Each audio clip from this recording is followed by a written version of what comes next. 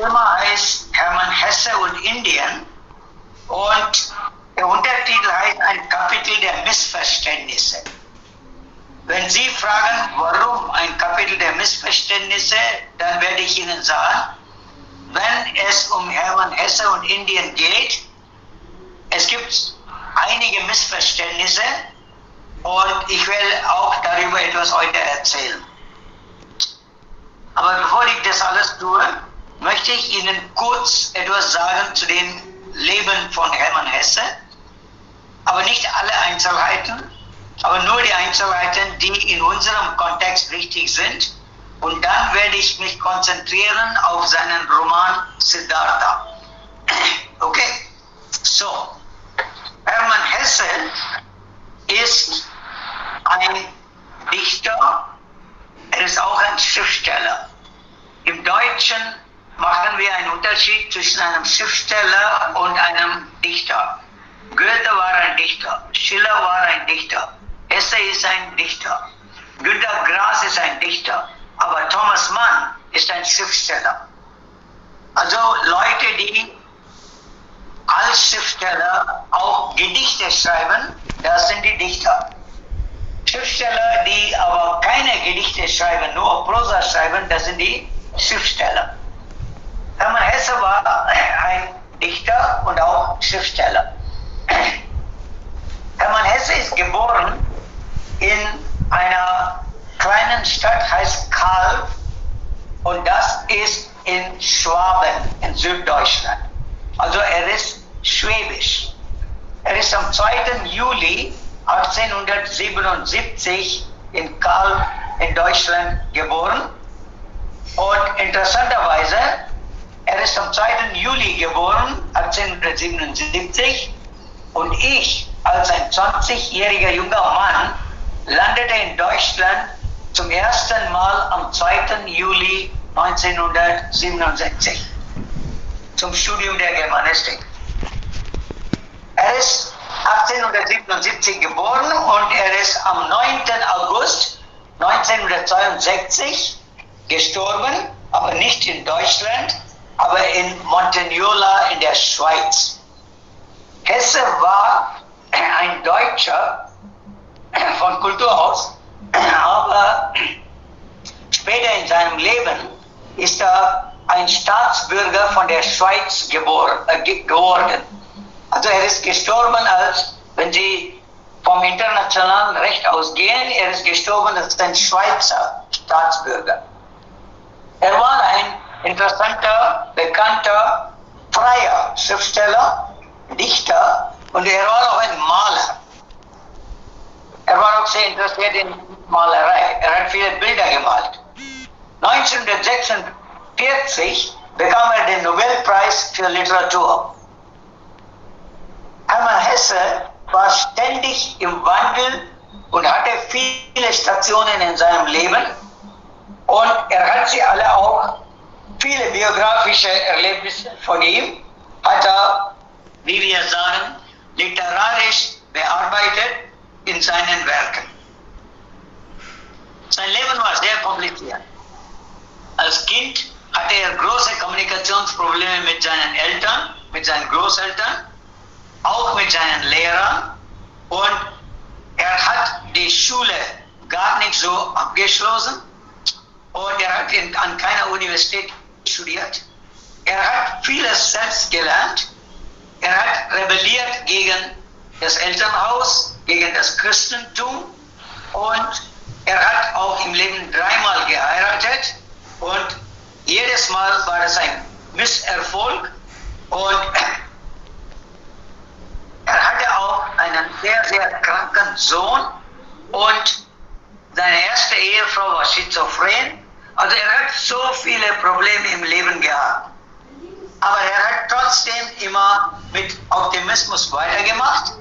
Und was ihm viel geholfen hat im Leben, obwohl er ein Deutscher war, ihm hat eigentlich die deutsche Gedankenwelt, die europäische Gedankenwelt nicht viel geholfen.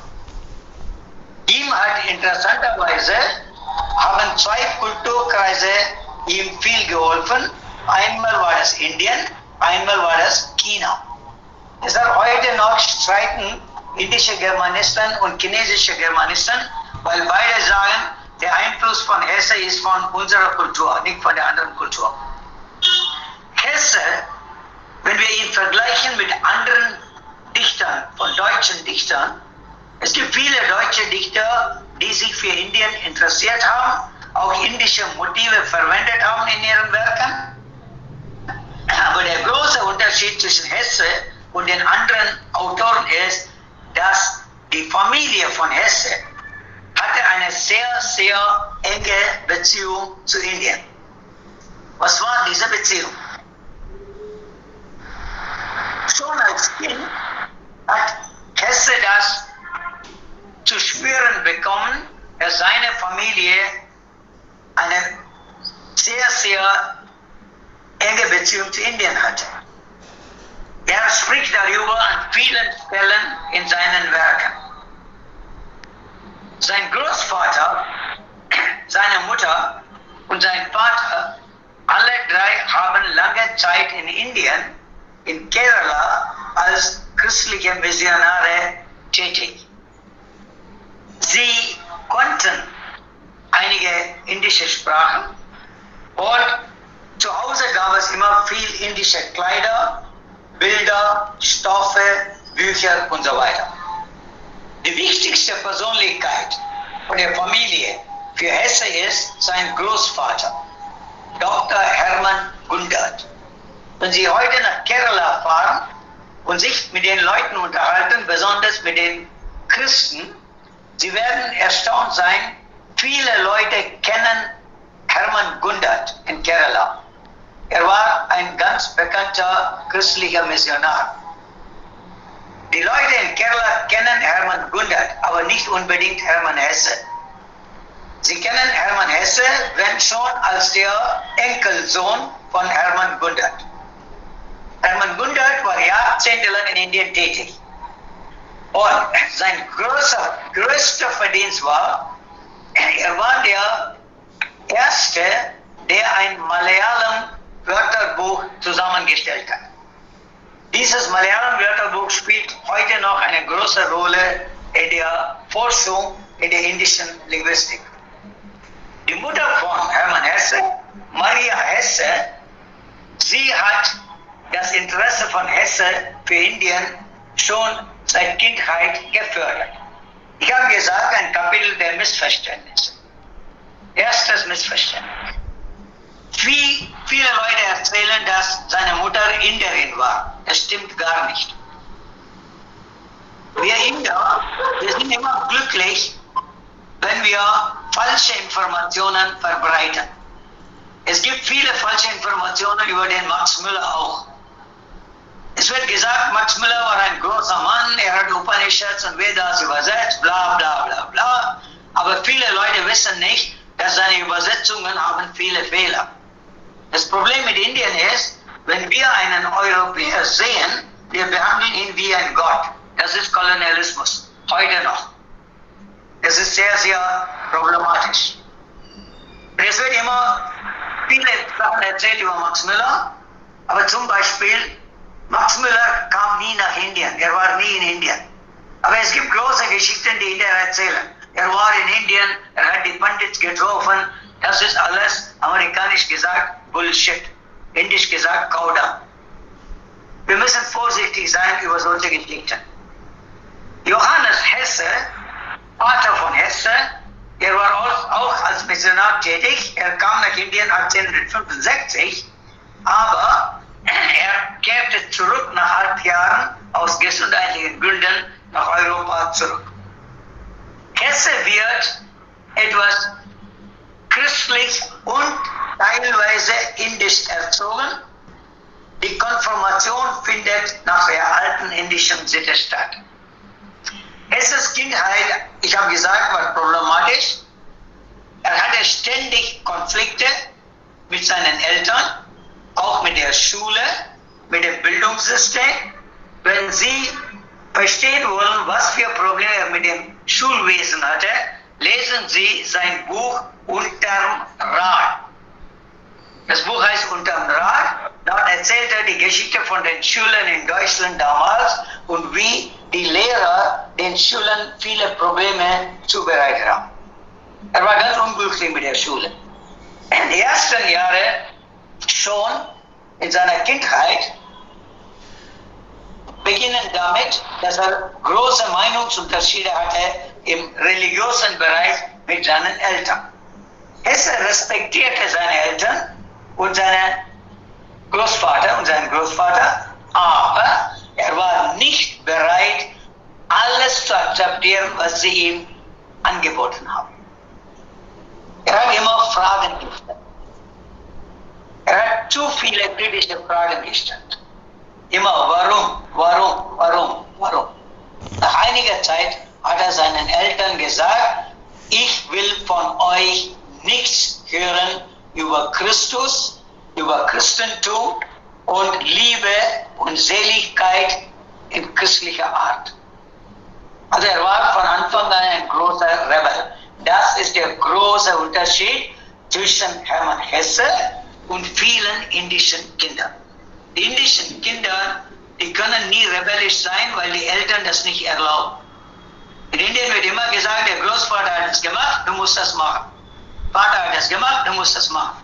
Wir erlauben unsere Kinder nicht, dass sie Fragen stellen.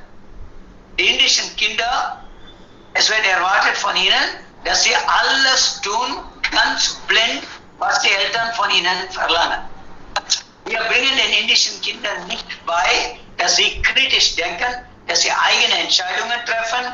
Das ist alles in Indien heute noch nicht der Fall. Das ist sehr, sehr wichtig. Auch wenn ein Inder, der Electronics-Ingenieur ist, verdient sehr viel Geld. Er will einen Fernseher kaufen für die Familie. Er entscheidet nicht. Die Entscheidung wird getroffen von seinem Großvater, der kein Electronics-Ingenieur ist. Das sind Probleme in der indischen Gesellschaft. Wir müssen kritisch darüber reden. Wir können sehr viel in dieser Hinsicht vom Leben von Hesse lernen. Hesse beginnt langsam von der Religion der Familie Abstand zu nehmen. Er distanziert sich. Er sagt, dieses Christentum brauche ich nicht. Denn dieses Christentum ist sehr dogmatisch, ist sehr, sehr, wie man sagen würde heute, sehr fundamentalisch, akzeptiert alle anderen Religionen nicht, akzeptiert die Götter der anderen Religionen nicht. Und er hat gesagt, diese Art Religion brauche ich nicht. Er hat gesagt, ich will meinen eigenen Weg suchen. Er sagt seinen Eltern und Großeltern, ihre Liebe zu Indien ist nur oberflächlich. Das ist nicht ernsthaft gemeint. Für euch ist Indien nur eine akademische, kulturelle Beschäftigung. Das ist ein Objekt für euch. Aber ihr habt keine innere Beziehung zur indischen Kultur, weil ihr andere Kulturen nicht akzeptiert. Er hat sehr viele Bücher über Indien gelesen. Es gibt ein kleines Werk von Hesse, heißt Bibliothek der Weltliteratur. In diesem Buch erwähnt er alle Bücher über Indien, die er gelesen hat. Wenn Sie mir eine E-Mail schicken nachher, dann schicke ich Ihnen eine Liste von den Büchern von Hermann Hesse, auch in englischer Übersetzung, und diese Bücher können Sie dann lesen. Er hat auch viele Bücher von deutschen Indologen gelesen, über indische Religionen, und er hat von dort aus auch einige Anregungen bekommen. Ich möchte hier nochmals kritisch etwas sagen. Es wird auch viel Unwahrheiten erzählt in Indien über deutsche Indologie. Deutsche Indologie wird glorifiziert. Das ist falsch. Wir müssen verstehen, die Deutschen haben sich mit Indien beschäftigt in ihrem eigenen Interesse, nicht im Interesse von Indien. Und viele deutsche Indologen haben Hinduismus, Buddhismus falsch verstanden und sie haben ihre Bücher gelesen und wir glorifizieren die Leute weiterhin. Heutzutage gibt es überall, auch in WhatsApp. In Deutschland lernen alle Leute Sanskrit. Viele Leute, das ist alles Unsinn. Das ist nicht die Wahrheit. Es ist nicht so, dass in Deutschland jeder Sanskrit lernt. Warum sollen sie es lernen? Das hat keinen Sinn für sie. Es wird gesagt, an allen deutschen Schulen wird Sanskrit unterrichtet. Das ist alles politisches Gerede und sie müssen vorsichtig sein. Die Zahl der Leute, die in Indien Deutsch lernen, ist viel mehr als die Leute in Deutschland, die Sanskrit lernen. Die Tatsache ist, ich rede über diese Sachen, weil ich keine Angst habe vor irgendjemandem. जैसे हिंदी में बोलते हैं मुझे न लेना है न देना है किसी से. महात्मा गांधी के बाद मैं एक ही इंसान हूँ इंडिया में जो हमेशा सच बोलता है. तो थोड़ा संभाल के रहिए. लोग ऐसी कहानियां आपको बताएंगे. Okay? Die Wahrheit ist, viele indologische Abteilungen an deutschen Universitäten haben Probleme. Sie bekommen nicht viele Studenten und sie werden langsam geschlossen. Genauso wie das jetzt passiert in Indien an den Universitäten. Viele MA-Kurse, die werden nicht mehr weitergeführt. Und die Leute, die BA-Kurse machen, sie sind an deutsche Literatur, Kultur interessiert. Sie wollen alle ein BA-Zeugnis bekommen, damit sie bei einer Firma, Corporate Company, 25.000 verdienen können. Das ist pragmatisch heute. Und das ist die Realität. Das müssen auch die Deutschlehrer an den Universitäten verstehen. Es hat keinen Sinn, dass sie den BA-Studenten über die deutsche Romantik erzählen, über Goethe erzählen, Schiller. Die Studenten interessieren sich dafür überhaupt nicht. Sie wollen existieren, globalized world, sie wollen eine Arbeit suchen. Zurück zu Hesse.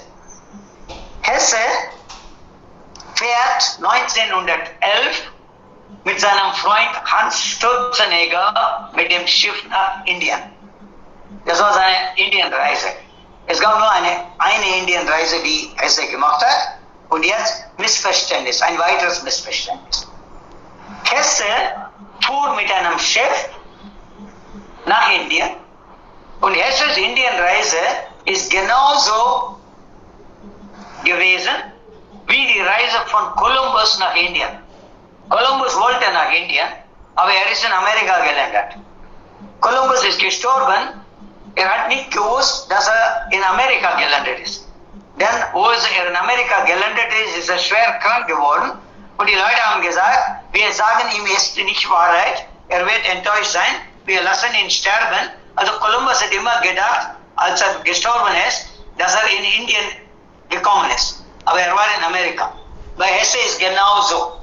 Hesse hat während dieser Reise Singapur besucht, Indonesien, Java besucht, also nicht die Computersprache, und er hat Sri Lanka besucht, was damals Ceylon hieß. Er war nie in Indien, er war nie in Kerala. Aber es gibt große Geschichten. Oh, Hesse came to India, he met people, it's all, as I said, absolute nonsense. Be careful about all this wrong cultural information. Just because something is German, you need not feel enthusiastic about it. Jede Kultur hat Probleme. Auch Indien hat Probleme. Wir müssen das kritisch anschauen. Also, er war nicht dort, wo sein Großvater gelebt hat. Er war nicht in Kerala. Er hat das Land Indien überhaupt nicht betreten. Er hat Asien besucht. Singapur, Java und Sri Lanka. Er ist dann zurückgegangen. Und was er dort gesehen hat, er hat gedacht, Indien ist genauso. Weil er in Indonesien Hindus getroffen hat. Sri Lanka hat er Buddhisten getroffen. Und er hat gesagt, okay, wenn das alles hier so ist es wahrscheinlich auch in Indien. Er war sehr enttäuscht. Er hat gesagt, das ist nicht das Indien, was ich erwartet habe. Er hat gesagt, wegen Hinduismus, alle Inder werden genauso leben, wie der große Hinduismus predigt, sagt, aber er war sehr enttäuscht und er ging zurück, sehr enttäuscht, und er hat dann gesagt, ich bin enttäuscht von Asien, aber ich werde jetzt intellektuell, geistig mich mit der intellektuellen, religiösen Tradition von Asien, besonders Indien, weiter beschäftigen. Also seine Beschäftigung mit Indien war geistig. Das ist sehr, sehr wichtig. Auch während der Reise Der religiöse Aspekt hat ihn sehr interessiert. Hesse war überhaupt nicht kritisch über den Kolonialismus in Asien. Er war gar nicht kritisch über die sozialen, politischen Probleme von Asien damals.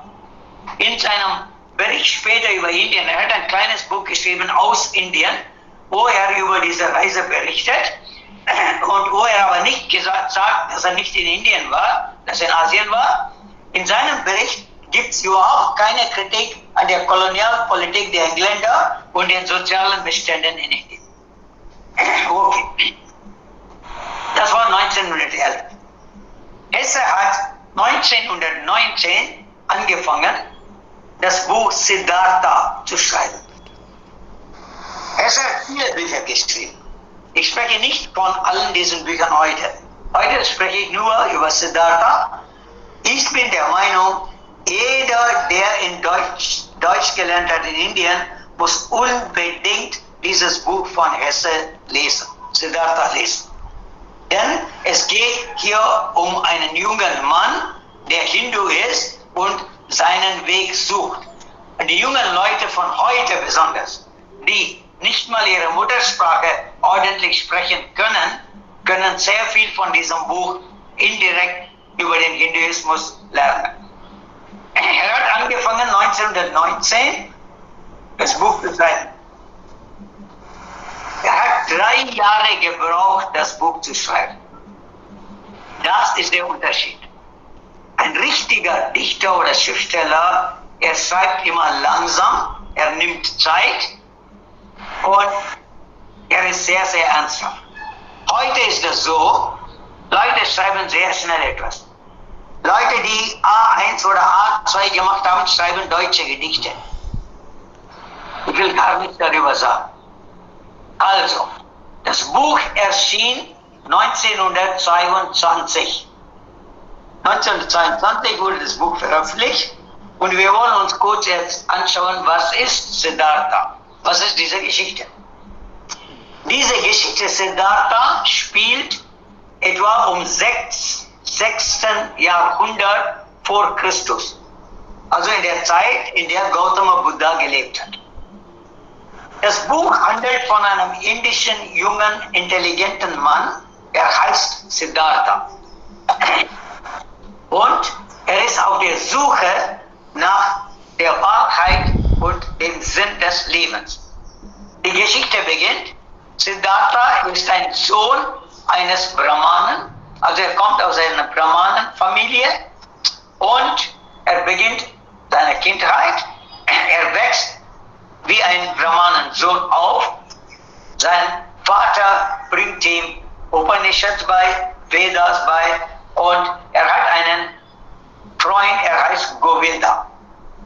Also er wächst auf als ein hinduistischer Junge, Brahmanenjunge und er lernt auch Meditation, Yoga und alle diese Sachen. Aber er ist unzufrieden, er ist nicht glücklich. Er hat das Gefühl, dass alle diese Hindu-Schriften helfen ihm nicht.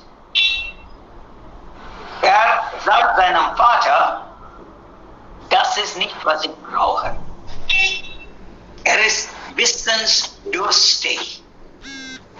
Und er sagt, ich finde keine Antworten auf meine Fragen in allen diesen Diskussionen über Atman und Brahman und Ich und Erleuchtung, Meditation.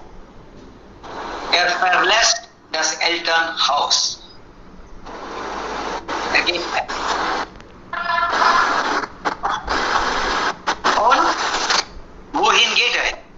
Das ist die nächste Station. Er geht mit Govinda zu er benutzt das Wort Samanas. Das Wort Samana eigentlich in der südindischen Sprachen ist das üblich Samanas. Auf Tamil sagen wir Samanargal. Das sind die, was sie heute als Jains nennen. Jain.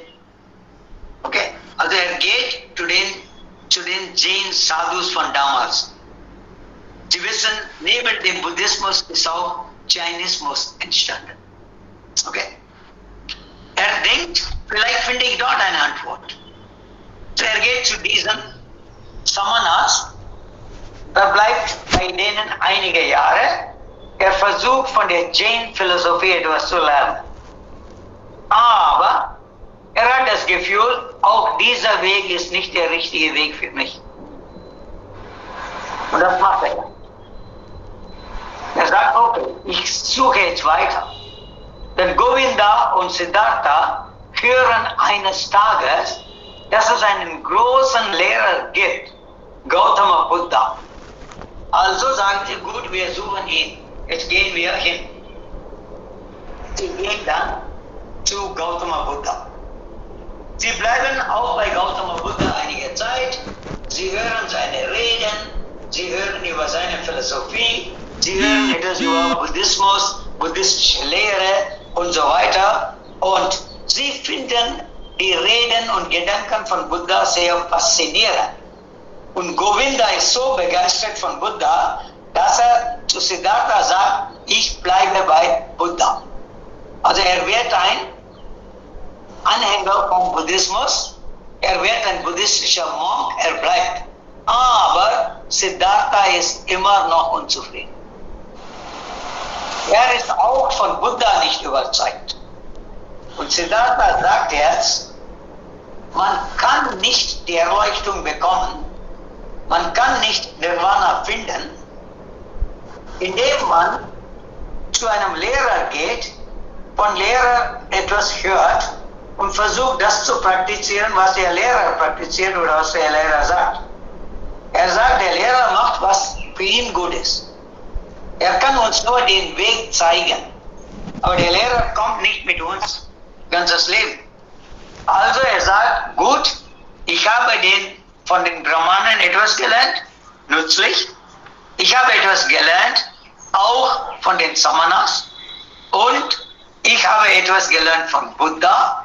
Und ich gehe jetzt weiter. Es gibt auf Deutsch eine interessante Redewendung.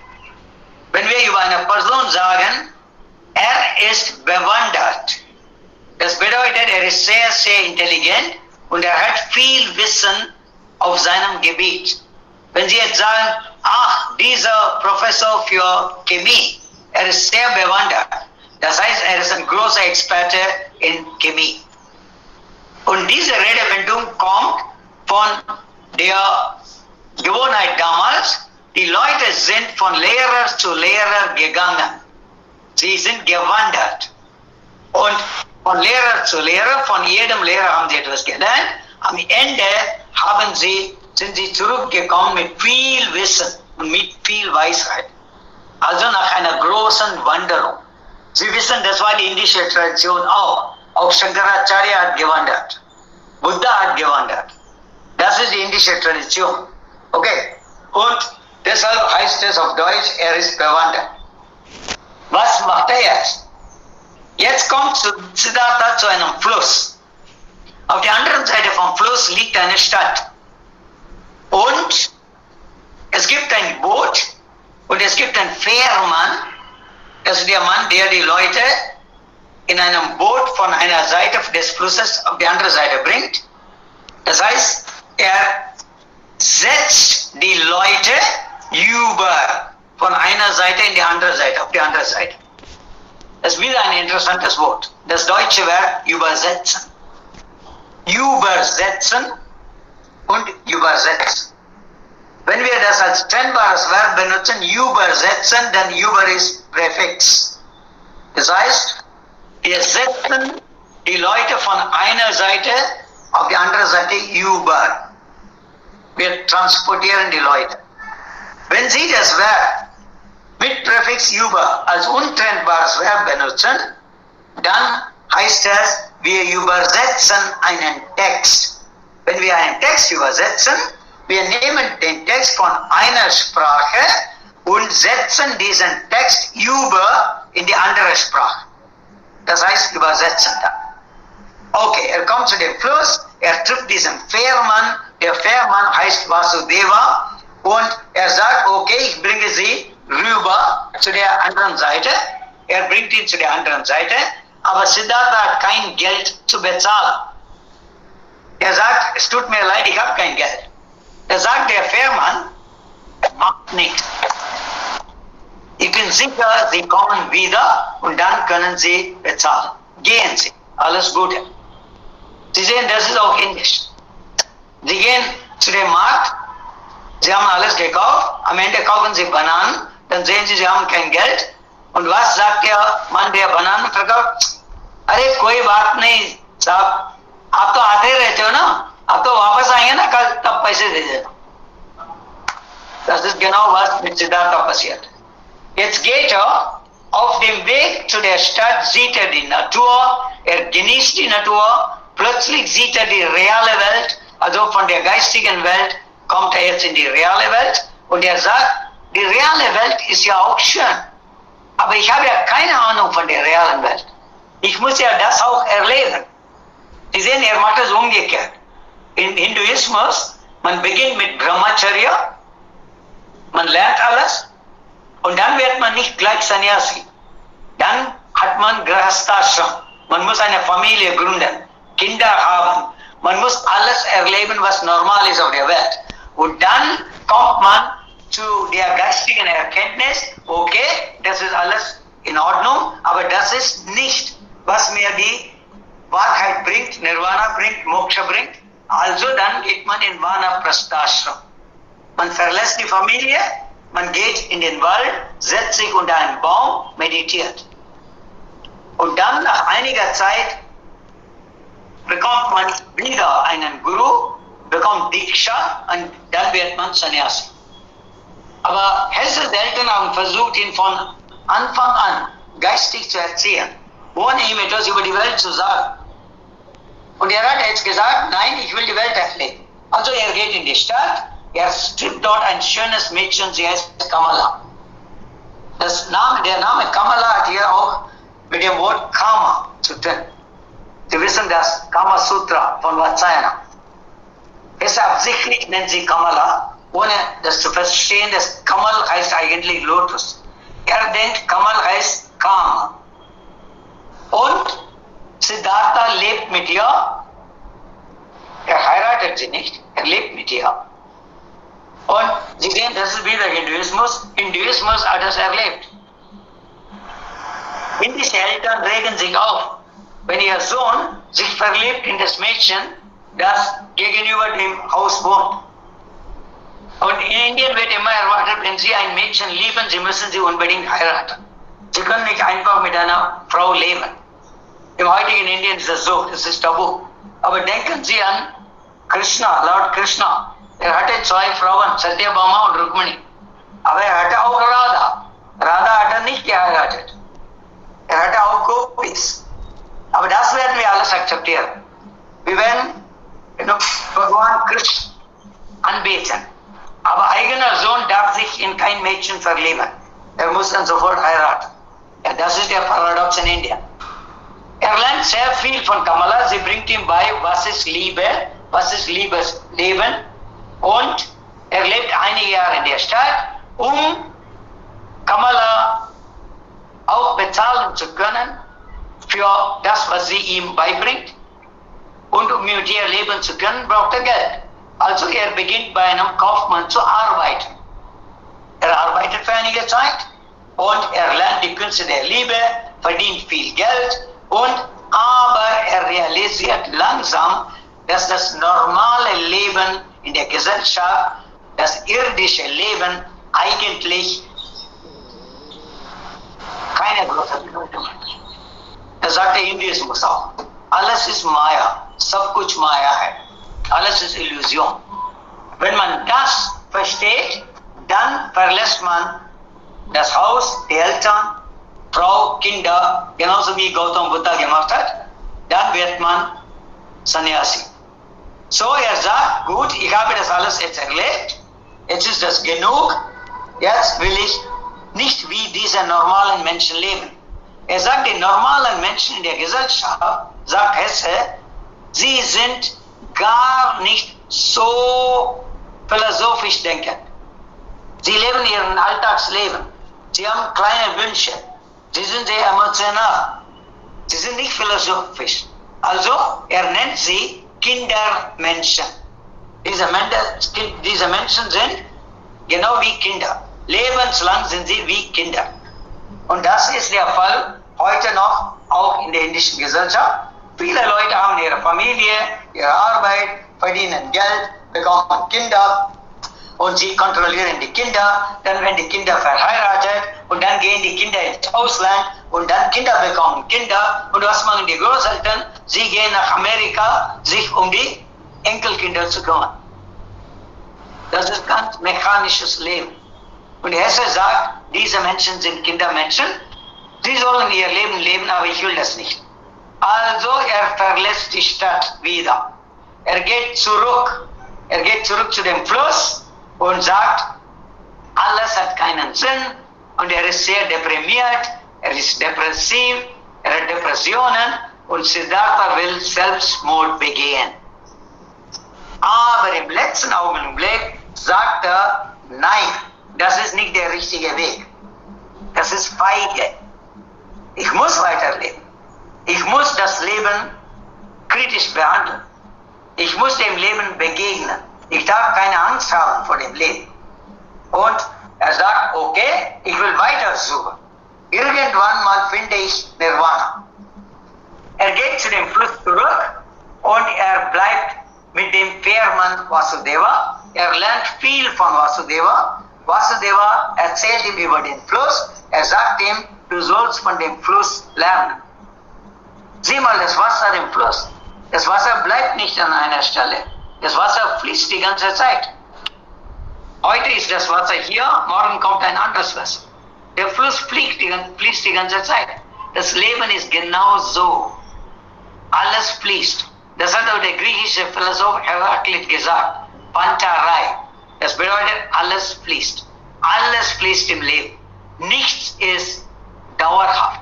Nichts ist permanent. Sie sehen heute auch in unserem Leben, alles fließt. Was heute wichtig ist, morgen ist es unwichtig. Früher hatten sie gar nichts. Dann hatten sie Tonbänder. Dann kamen die Musikkassetten. Dann kamen die CDs. Und heute haben sie Pendrives. Das Leben ist weiter. Alles ändert sich. Und Siddhartha lernt das. Wir müssen die Änderungen im Leben akzeptieren. Jede Änderung ist ein Lehrer für uns. Wir lernen etwas Neues. Okay? Und so ist das. Und Sie wissen, mit Ihnen geschieht es auch. Aber was mit Ihnen geschieht, ist falsch. Wenn Sie Deutsch lernen, im modernen Deutschunterricht, was ich aus meiner kritischen Sicht nicht gut finde, Sie lernen, wenn Sie A1-Kurs machen, nur 2 deutsche Präpositionen mit Dativ. Nicht alle. A2 kommt eine Änderung. Lernen noch 2 Präpositionen. B1 noch 2 Präpositionen. C1 noch 2 Präpositionen. Das ist nicht die Art und Weise, wie man Deutsch unterrichten soll. Sie können das nicht so dividieren. Alle Präpositionen Dativ müssen zusammengelernt werden. Das ist wichtig. Das ist so, ich lade Sie zum Essen ein, Dawat. और मैं आपको बोलूंगा आज आपको बैंगन मिलेगा 2 दिन के बाद हम आलू देंगे आपको 3 दिन के बाद फिर आपको प्याज देंगे das ist kein Dauer. Sie können mich heute noch Mitternacht wecken. Ich habe mein Deutsch gelernt 1962 und ich habe mein Deutsch so gelernt, Sie können mich heute noch wecken, Mitternacht, mich fragen, Ganeshan, Präposition mit Dativ, dann sage ich Ihnen sofort in einer Minute aus, bei, mit, nach, seit, von, zu, gegenüber, immer mit Dativ. Wie viele von Ihnen können Sie das sagen? Fragen Sie sich. Okay, also er bleibt, lernt von dem Fluss, lernt von dem Fährmann. Der Fährmann sagt, guck mal, das ist der Fluss, ich bin heute auf dieser Seite, morgen bin ich auf der anderen Seite. Dann bin ich wieder auf dieser Seite, dann bin ich auf der anderen Seite. Das ist Leben. Siddhartha lernt viel. In dieser Zeit, Kamala sucht Siddhartha. Sie verlässt die Stadt. Und warum? Kamala und Siddhartha haben einen Sohn. Siddhartha weiß nicht, dass er einen Sohn hat. Als er Kamala verlassen hat, war sie schwanger. Siddhartha hat nicht gewusst. Jetzt haben sie einen Sohn. Sie bringt den Sohn zu dem Vater. Und sie bringt ihn Aber am Schluss wird sie von einer Schlange gebissen und sie stirbt. Also der Sohn bleibt jetzt bei dem Vater. Das Problem für den Sohn ist, er muss auch ein einfaches Leben führen jetzt. Das ist sehr wichtig. Der Vater lebt ja einfach. Siddhartha macht genau das, was sein Vater mit ihm gemacht hat. Er will seinem Sohn alles beibringen. Dieser Sohn ist auch ein Rebell. Das ist ja der Sohn von Siddhartha. Er interessiert sich gar nichts an Meditation, gar nichts. Der Sohn sagt, ich will zurück in die Stadt, ich will ein normales Leben führen, er geht einfach weg. Siddhartha ist sehr traurig, er leidet darunter, dass der Sohn weg ist. Und der Fährmann, Vasudeva, wird langsam alt und er sagt eines Tages, ich ziehe mich zurück in den Wald und du kannst Fährmann bleiben. Und Siddhartha übernimmt diese Arbeit und er bleibt dort und er führt sein Leben weiter. Und nach einigen Jahren kommt Govinda zurück zu Siddhartha und Siddhartha hat mittlerweile erkannt, dass das ewige Suchen nach außen nicht zu Nirvana führt.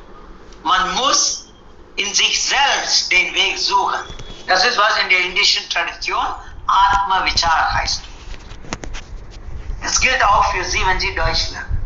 Was machen viele von Ihnen? Sie wollen viele Kurse besuchen, viele Workshops besuchen, viele Bücher lesen, vieles in YouTube sehen, im Internet viele Websites suchen, um Ihr Deutsch zu verbessern. So können Sie Ihr Deutsch nicht verbessern. Sie müssen Atma Vichar machen. Wie gut ist mein Deutsch? Was kann ich machen, mein Deutsch zu verbessern? Das ist ein innerer Prozess. Nur wenn Sie das machen, wird Ihr Deutsch besser. Aber Sie laufen immer die ganze Zeit draußen, suchen nach Lösungen draußen. Nur weil Sie 5 YouTube-Filme sehen, wird Ihr Deutsch nicht besser. Sie müssen Deutsch üben, laut üben. Und Sie müssen versuchen, korrekte Sätze zu bilden. Wenn Sie ständig falsches Deutsch sprechen, obwohl Sie sagen, ich will Deutsch üben, deshalb spreche ich viel. Wenn Sie falsches Deutsch schreiben ständig, das bleibt. Das müssen Sie verstehen. Siddhartha hat das alles erlebt, philosophisch, wenn es um Leben ging. Eines Tages kommt Govinda zurück zu dem Fluss und er will auch bei Siddhartha bleiben jetzt. Und er lernt auch jetzt wieder von Siddhartha und vom Fluss und beide bekommen ihre Erleuchtung und finden Nirvana. Was macht Hesse in dieser Geschichte? Ich will das kurz jetzt erzählen. Hesse, es wird oft gesagt, oh, Hesse war großartig, er hat Hinduismus verstanden, Buddhismus verstanden. Das ist nicht richtig. Das ist wieder ein Missverständnis. Hesse hat nicht alles verstanden. Er hat sich mit Hinduismus beschäftigt, er hat sich mit Buddhismus beschäftigt, aber er war schon sehr klug. Er hat sich aus dem Hinduismus und Buddhismus nur das herausgesucht, was er gebraucht hat. Alles andere hat ihn nicht interessiert. Und das ist wieder, gebe ich Ihnen ein Beispiel von heute. Was machen wir heute? Wir imitieren Europa und Amerika. Wir nehmen nicht nur das, was gut ist für uns. Wir nehmen alles. Wir nehmen alles. Und deshalb essen Sie heute Samosa mit Ketchup. Sie sollen sich schämen. Sie sollen Samosa mit Chutney essen.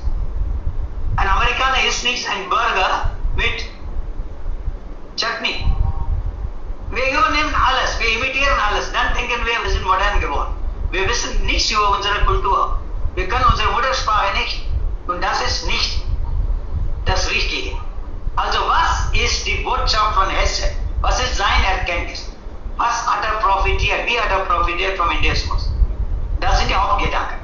Einmal, Siddhartha sagt, und damit sagt Hesse auch an die Leser, man soll alles, was überliefert ist, als Tradition misstrauen. Man soll nicht ganze Tradition akzeptieren. Man soll kritisch fragen, was ist gut, was ist nicht gut in dieser Tradition. Das Gute muss man nehmen, das Schlechte muss man ablehnen. Nummer 2. Tun, machen ist wichtiger als denken und reden. Also, Siddhartha sagt, damit sagt Hesse auch an die jungen Leute, ihr könnt denken, ihr könnt viel reden, aber ihr müsst etwas machen. Tun. Das ist wichtig. Das ist, was Gita sagt, Karmanyevadhikarasте, du musst tun, was du tun musst. Ma phaleshu kadachina. Aber erwarte keine Resultate. उसको कर्म भी इम्पोर्टेंट है लाइफ। सोचना है, कुछ करना है, जो सोचते हैं उसको करना है। बहुत सारे लोगों में दम नहीं है, सोचते हैं बड़े भाषण देंगे, प्रवचन देंगे, खुद नहीं करेंगे। Okay, immer drei. Ablehnung der Lehrer und Lehre. Hesse sagt, Lehrer sind wichtig. Wir müssen versuchen, viel zu lernen.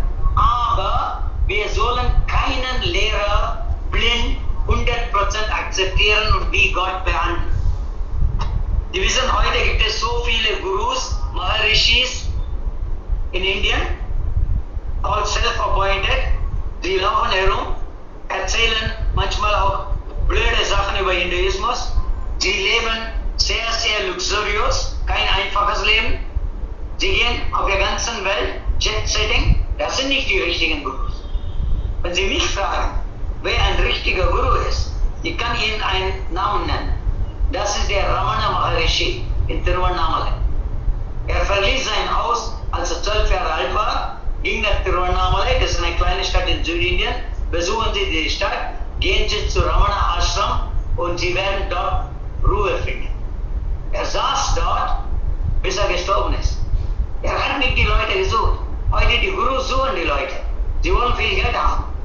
Okay, ich kenne einen Guru, der sagt, oh, you must live with uncertainty in life. How is life? Aber macht einen Workshop, Sie müssen im Voraus bezahlen, Advance Payment. Warum kann nicht mit Uncertainty leben? Vielleicht sagen Sie nicht am Ende. Also viel Falsches wird jetzt gemacht im Namen von Religion, Spiritualität. Siddhartha sagt, Lehrer ist nur ein Mittel. Man soll von jedem Lehrer lernen, ich will lernen, was für mich nützlich ist. Von jedem Lehrer etwas.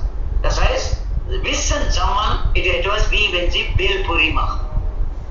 Viele Sachen zusammenmischen und dann schmeckt es gut. Next. Sagt, jeder Mensch geht seinen Weg. Jeder Mensch ist sonderbar. Man darf sich nicht vergleichen mit anderen Leuten. Ich bin ich, Sie sind Sie. Und das ist der Fehler, was wir viele machen heute noch, immer uns vergleichen mit anderen Leuten. Sie wissen, das große Problem für nordindische Kinder, besonders junge Männer, wer ist der größte Feind?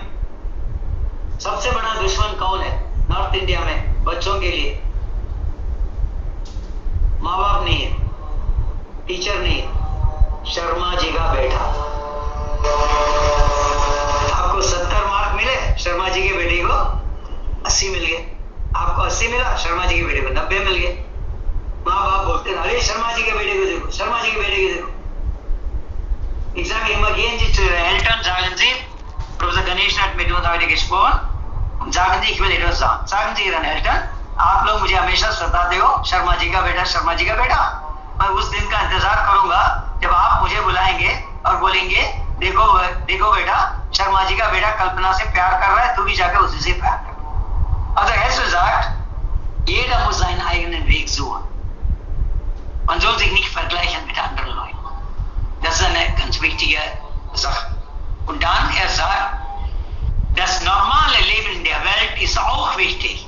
Wir müssen das auch erleben. Also Sie können nicht, wenn Sie mit 5 Jahren Sannyasi werden, das können nur eine Person von Tausenden können das machen. Nicht jeder das macht. Das normale Leben ist auch wichtig. Und das, was der Hinduismus sagt, zuerst Brahmacharya lernen und dann Grahasthashram. Das ist wichtig. Und dann sagt Hesse und damit auch Siddhartha, was wichtig ist, man muss immer sich selbst fragen. Man kann viele Fragen an die anderen Leute stellen, aber man muss sich selbst fragen, wer bin ich? Was mache ich? Ist das richtig, was ich mache? Das nennen wir Atma-Vichar. Ohne Atma-Vichar gibt es kein Atma-Nirbhar. मैं आपको मेरी दिल की बात सुना रहा हूँ, मेरी मन की बात सुना रहा हूँ। अगर आत्म-विचार आप नहीं करेंगे, आत्मनिर्भर आप सुपरमार्केट में नहीं कर सकते, अमेज़न में ऑनलाइन ऑर्डर नहीं कर सकते। Dann sagt er zwei Sachen.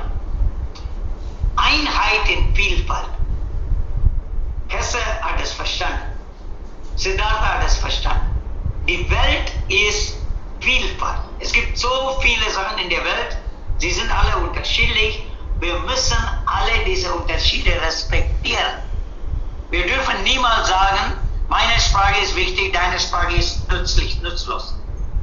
Meine Religion ist wichtig, deine Religion ist falsch. Mein Gott ist der einzige Gott, der andere ist nicht nützlich. Nein, jeder hat sein Leben. Was ich mache, ist richtig für mich. Was der andere macht, ist richtig für ihn. Das müssen wir akzeptieren. Das ist die große indische Tradition. Wir haben immer so gelebt. Aber zurzeit gibt es diese Gefahr, wir werden immer getrennt jetzt. Sprachlich, religiös, Caste, Community. Wir müssen vorsichtig sein. Und was ist Wiedergeburt? Punarjan. Punarjan का मतलब नहीं है कि आप मर जाएंगे फिर वापस आएंगे. Nein.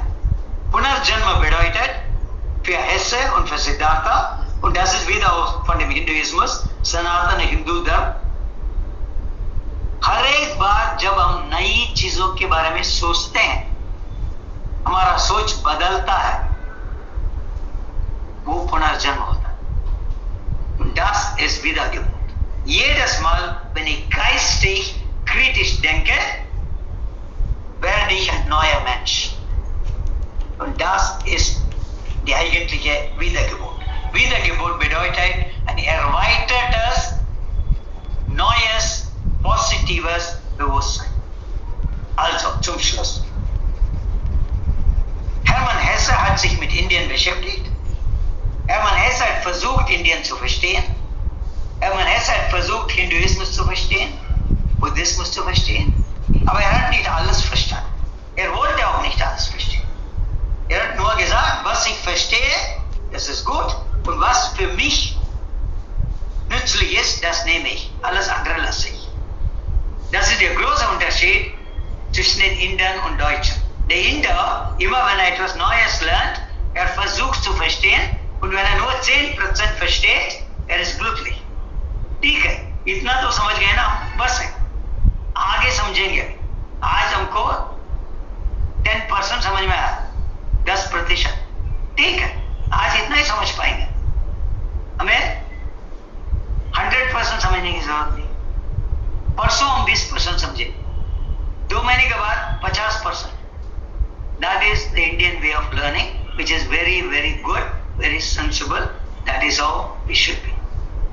But Germans are not like that. Das Problem mit den Deutschen ist, will alles sofort verstehen.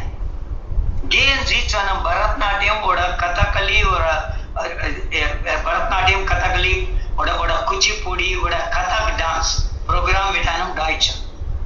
Wird 100 Fragen stellen. Lässt sie nicht in Ruhe. Will alles wissen. Warum treiben Sie diese Farben? Warum tanzen Sie so? Warum hebt sie nur das linke Bein? Will alles sofort wissen. Und deshalb auf Deutsch gibt es einen Satz, begreifen.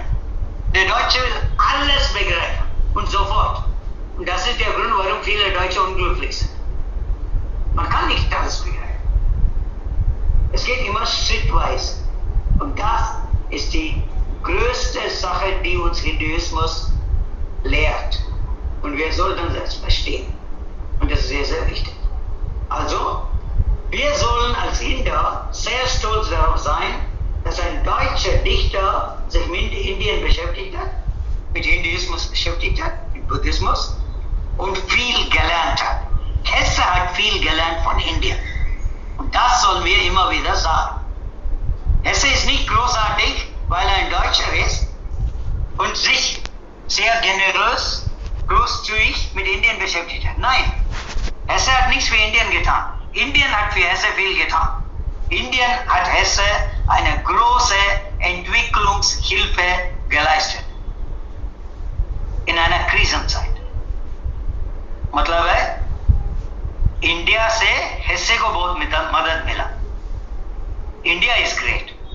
Hesse was a learner. This is what we have to be conscious about.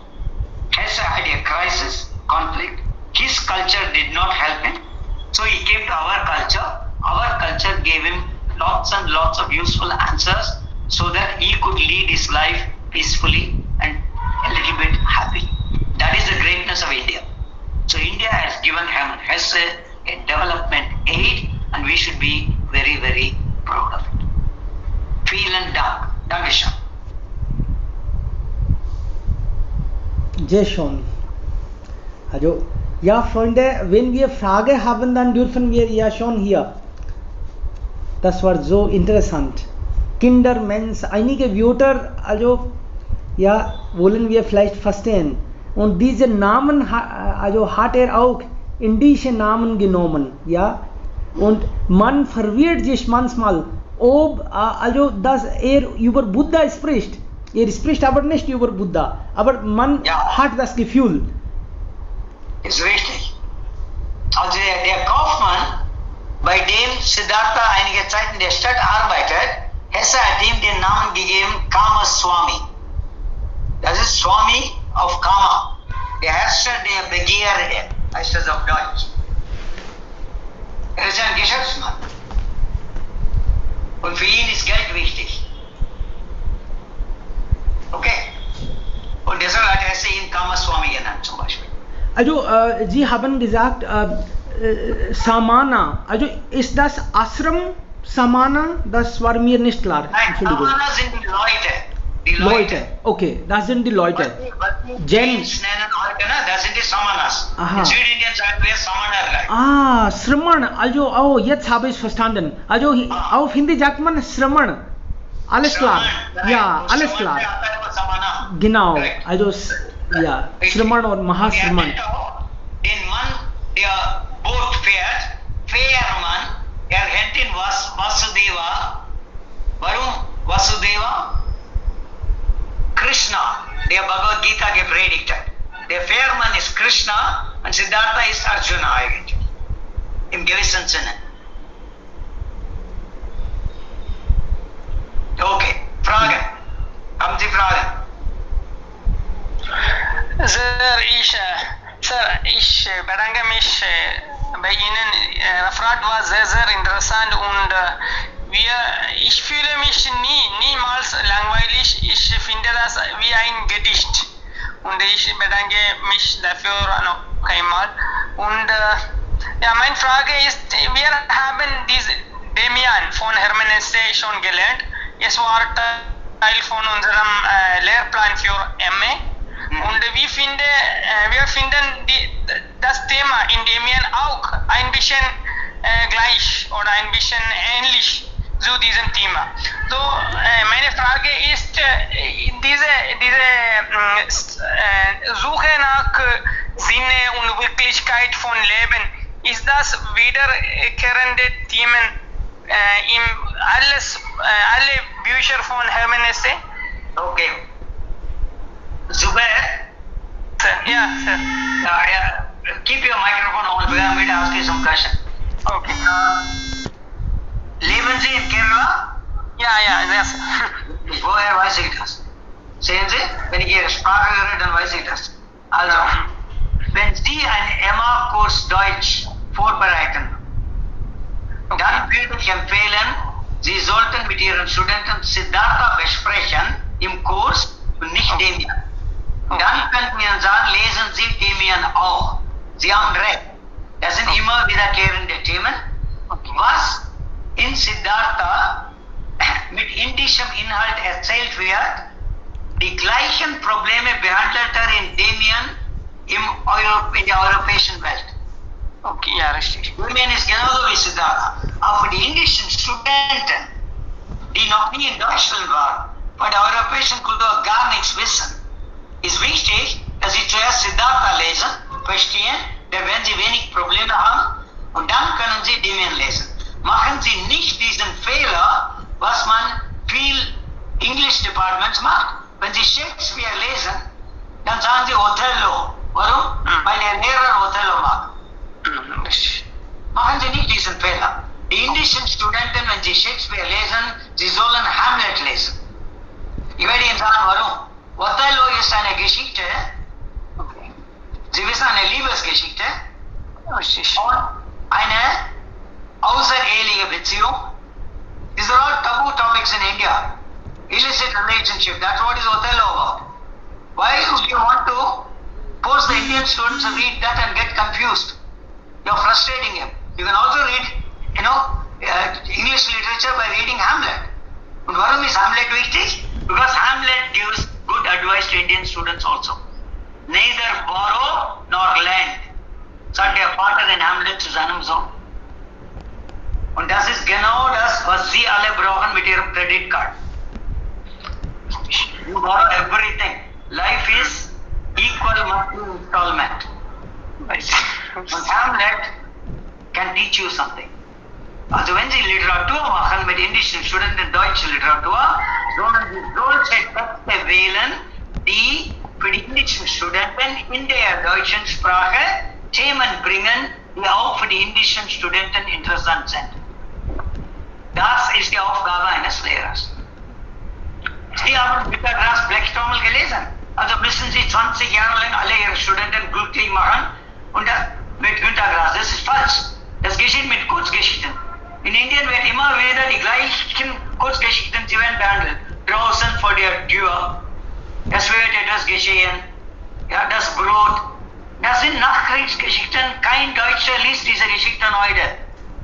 Wenn Sie heute Kurzgeschichten lesen wollen, Deutsche, suchen Sie Kurzgeschichten, die Leute geschrieben haben, nach der Wiedervereinigung von Deutschland. Das müssen Sie behandeln hier. Nein, das machen wir nicht. Ja? Also Herr Professor, der zerbrochene Krug, das hat keinen Sinn. Das ist nicht interkulturell. Ja, bitte. Ja, ich habe eine Frage. Also er kennt Kamala, ja, dann auf dem Weg und dann er lebt mit ihr nicht. Also wie denkt Kamala? Also ist sie auch zufrieden oder akzeptiert das? Wir müssen etwas verstehen. Richtig, er lernt Kamala kennen, er lebt mit ihr einige Zeit, deshalb gibt es ja einen Sohn. Aber er verlässt Kamala und geht weg. Und das ist genau das, was Gautama Buddha gemacht hat mit Yashodhara. Er hat auch seine Frau verlassen. Er nimmt diese Idee von dem Leben von Gautama Buddha. Aber wenn Sie mich fragen, was war die Reaktion von Kamala? Wir müssen verstehen, Kamala, damals als eine indische Frau, hatte keine Auswahl. Sie konnte nicht auf die Straße gehen und protestieren. Das war eine andere Zeit. Wir machen auch diesen Fehler auch. Wir nehmen eine alte Geschichte, versuchen, das macht man an bestimmten Universitäten in Indien, auch in der Germanistik. Ich werde Ihnen nicht sagen, welche Universitäten. Man nimmt alles, man betrachtet alles from feminist point of view. Postcolonialism. Okay? Deconstruction. Das ist Quatsch.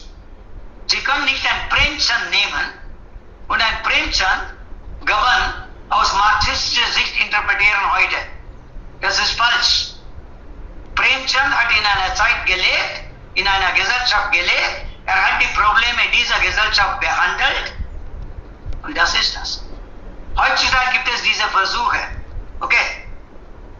Ja, what would have happened if Sita was a feminist? Nein, also Entschuldigung, also ich würde das nicht sagen eigentlich. Das hätte vielleicht auch Kamala machen können. Also umgekehrt. Also für großes Ziel ist das okay. Für was? Für großes Ziel im Leben ist das alles okay. Nein, passen Sie auf. Die Frage ist, Sie haben recht. Theoretisch hätte Kamala protestieren können. Sie hätte Siddhartha sagen können, was du machst, ist falsch. Aber die Art und Weise, wie man die Frau erzogen hat damals, es war überhaupt nicht möglich für sie kritisch zu sein. Also warum reden wir von Siddhartha und Kamala? Was ist mit den jungen Mädchen heute in Indien? Was ist mit arrangierter Ehe? Das Mädchen findet den Jungen gar nicht interessant. Kann sie Nein sagen? Wie viele Mädchen sagen das? Sie werden alle forciert in eine arrangierte Ehe. Warum protestieren sie diese Mädchen nicht? Ja, einige Mädchen protestieren. Ja. Die sagen, nein, ich will das nicht nehmen. Okay. Nur einige sind sehr feministisch vielleicht, was nicht schlecht ist, was ist gut. Die Frau muss rebellieren. Das ist richtig. Aber Kamala hat nicht rebelliert, Nicht, weil sie nicht wollte, sondern weil sie nicht konnte. Das ist das. Wenn Sie heute bei einer Firma arbeiten, Sie wissen, Ihr Chef ist blöd, er redet Unsinn. Wie viele von Ihnen werden kritisch zu ihm sagen, hey Boss, was Sie da reden ist Unsinn? Werden Sie das sagen? Es gibt auf Deutsch ein kleines Gedicht. Ich wollte sagen, ich würde sagen, ich hätte gesagt, aber man hat Frau und Kinder. Das ist das. Alles klar. Ja, jetzt verstehe ich auch dann also die Situation von Narendra Modi auch. Dank schon. Vielen lieben Dank. Wie viele indische Frauen sind Jhansi Rani gewesen? Wie viele sind Phulan Devi gewesen? Wie viele sind Padmavati gewesen? Das sind Ausnahmen. Warum? Weil die Gesellschaft das nicht erlaubt hat. Das war das Problem mit Sati also. Glauben Sie, die Frau wollte mit dem Mann sterben? Nein. Natürlich nicht. Ja. Und warum hat sie nicht protestiert? Sie konnte nicht. Das ist das Problem. Auch heute, wenn Sie an Ihre Eltern denken, Ihre Eltern sagen Ihnen etwas, Sie wollen das gar nicht machen. Wie viele würden protestieren und die Eltern sagen, आप जो बोल रहे हैं ये सब बकवास मैं नहीं करूँगा, करेगा? नहीं, नहीं. Respekt für die Eltern. Das ist ein falscher Respekt. Aber wir sprechen nicht darüber. Das ist das Problem. Okay. Weitere Fragen?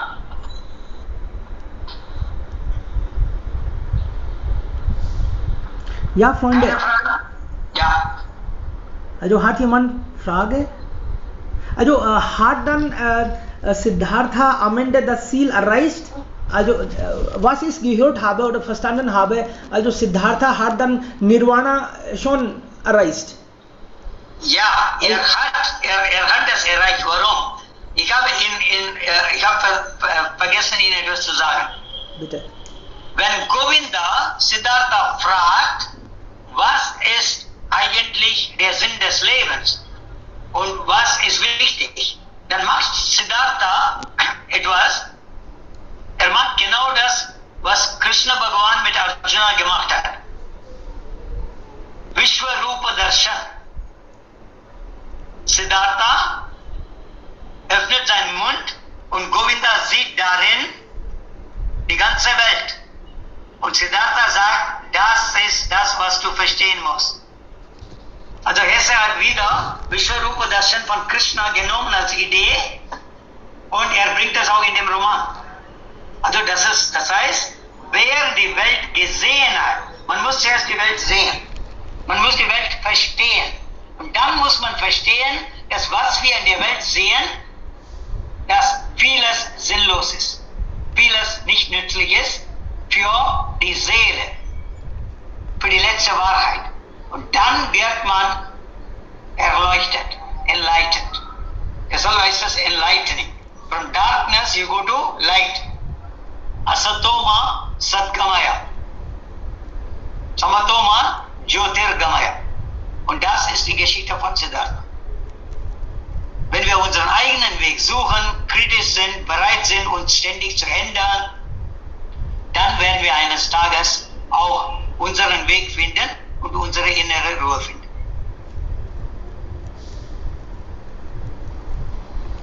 Genau. Gut.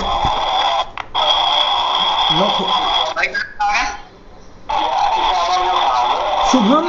Shubham, wir hören dich nicht richtig. Also, bitte versuch erneut. Your microphone is okay. Or if you are using headphones, remove them. Talk. Shubham, hast du eine Frage? Shubham, fragen Sie. Können Sie mich hören jetzt? Jetzt, Nein, besser. lauter, bitte. Noch lauter. Hallo? Ja. Ja, ich habe eine Frage. Wie heißt der Mann oder einer, der in Freude und in der Treue gleich lebt? Oder auf Hindi sagt es Sthitapagya oder auf Englisch wie heißt es Detached Observer. Wie heißt das Wort auf Deutsch? Ich habe Sie nicht ganz verstanden. Detachment.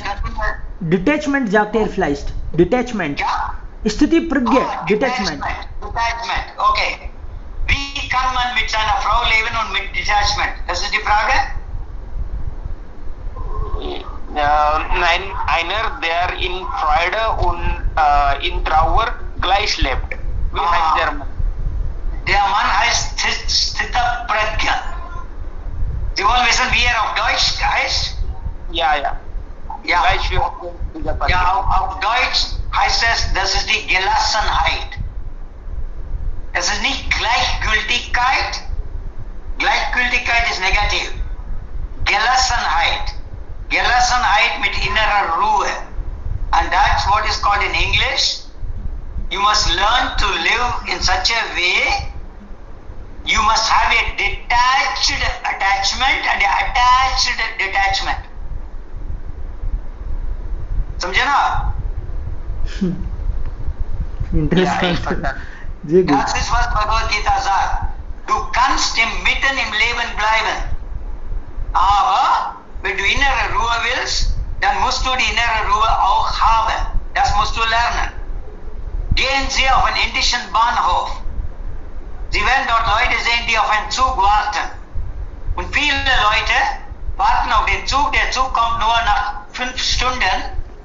Diese Leute schlafen auf dem Bahnhof. Es gibt so viel Lärm auf dem Bahnhof. Aber sie sehen, wie ruhig diese Leute schlafen. Das ist Sthita Pragya. Kein Deutscher kann das machen. Kein Deutscher kann das machen. Ich erzähle eine kurze Geschichte. Ich hatte einen Kollegen aus Ostdeutschland, aus der Deutschen Demokratischen Republik. Der kam nach Hyderabad. Er hat auf unserem Campus gewohnt. Wir haben ihm eine Wohnung gegeben. Nach 3 Tagen kam er zu mir und sagte, Herr Ganeshan, wir müssen zu Herrn Registrar. Okay, zu Registrar. Ich habe gefragt, warum? Was ist das Problem? Sein Name war Dr. Eagle. Er hat mir gesagt, ich habe ein großes Problem und das Institut muss das Problem lösen. Wir haben gesagt, was ist das Problem? Er hat gesagt, die Wohnung ist schön, aber nachts können wir nicht schlafen. Warum? Es gibt keine Ruhe. In der Nacht ist es nicht ruhig. Draußen bellen 3, 4 Hunde ganze Nacht. Ich habe gesagt, ja und, was soll man machen? Das Institut muss alle diese Hunde wegschaffen. Es dürfen keine Hunde geben draußen in der Nacht, damit wir ruhig schlafen können. Okay. Sie haben das verstanden, ne? रात में भौंकते रहते हैं, मैं सो नहीं सकता हूँ। मैं बोला क्या करना है? इंस्टीट्यूट को बताइए पूरे कुत्तों को भगाना है। कुत्ते नहीं होना चाहिए। ये जर्मन बोला मुझे। इंडिया आया 2 हफ्ते के बाद हैदराबाद, ईस्ट जर्मनी से हमारे साथ काम करने के लिए। Now what do you think I said? Wissen Sie, was ich gesagt habe? 99% ja, wir machen das, ja, ich verstehe Ihr Problem. Nein, Ganesh ist nicht so. Ich habe ihm gesagt, hören Sie mal, habe ich gesagt, Sie sind nicht in Deutschland, Sie sind in Indien. In Indien ist das Leben so. Es gibt viele Hunde, sie werden ganze Nacht bellen und Sie müssen, you have to adjust, I said. The dogs won't adjust to you, institute will not. You are a guest here. You have to honor the local culture. Okay? Und ich habe ihm gesagt, ich komme nach Leipzig. Sie geben mir dort eine Wohnung. Ich komme zu Ihnen nach 4 Tagen und sage, Herr Eagle, sagen Sie der Universität, ich kann nachts nicht schlafen. Und Sie sagen, warum? Ich sage, ich bin Inder, komme aus Indien. Ich kann nur schlafen, wenn in der Nacht draußen von meinem Haus 3, 4 Hunde immer bellen. तभी मुझे नींद आएगी जब मेरे घर के बाहर, अपार्टमेंट के बाहर 3-4 कुत्ते भौंकते रहेंगे रात भर, तभी मैं सो सकता हूँ। मैं भारतीय हूँ। यहाँ जर्मनी में तो कुत्ते नहीं है बाहर। यूनिवर्सिटी बोलो 4-5 कुत्ते लाके बाहर छोड़ने को मेरे लिए। Ja, bringen Sie 4 Hunde, sagen Sie der Deutschen Universität, Sie sollen 4 Hunde bringen, damit ich in der Nacht das hören kann, schlafen kann. Was werden Sie sagen? Und dann hat er gesagt, nee, das geht doch nicht. Wenn Sie in Deutschland sind, dann müssen Sie das respektieren. Sie müssen sich anpassen. जब आप जर्मनी आते हो ना, आपको एडजस्ट करना है। मैं बोला बेटा आपको भी यही करना है। मैं बोला फिदा हो जाओ, खत्म। That is how you have to handle them. That is partnership. white skin. The biggest tragedy in India is Fair and Lovely, which is colonial, racial. Why should a lady use Fair and Lovely to become fair? What are you using as a man? You are dark, no? You want a fair-skinned wife? Why? And then you talk of racism in South Africa. This is typically Indian. Okay. Weitere Fragen?